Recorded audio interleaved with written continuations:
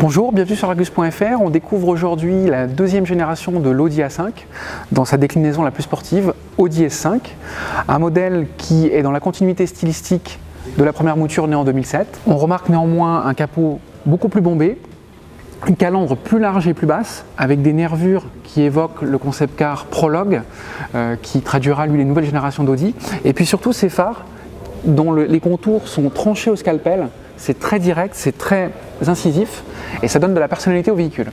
La nouvelle Audi A5 est plus longue de 4,7 cm et un empattement qui a gagné 1,2 cm, mais sur les proportions générales ça ne se voit pas parce que les designers ont voulu raccourcir toute la partie arrière avec cette ligne de phare qui revient sur le côté, et ces feux justement ils ont la particularité d'avoir des clignotants à défilement et d'avoir un effet 3D. Le volume de coffre a progressé de 10 litres, mais le plus important dans un coupé, c'est de découvrir l'habitacle avec un écrin qui est rempli de technologie.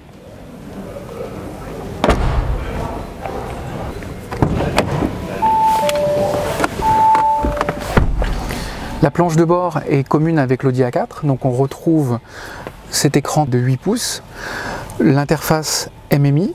Devant le conducteur, on a le Virtual Cockpit, donc cette interface 100% numérique haute résolution, qui est couplée également avec un affichage tête haute.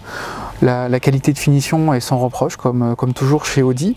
C'est surtout aux places avant qu'on appréciera le coupé Audi, parce que ici à l'arrière, on est plutôt serré au niveau de la garde au toit. C'est dommage parce qu'en termes de largeur et en termes d'espace aux jambes, c'était plutôt généreux.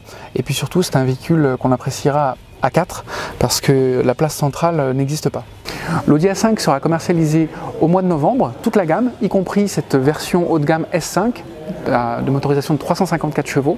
A bientôt sur Argus.fr.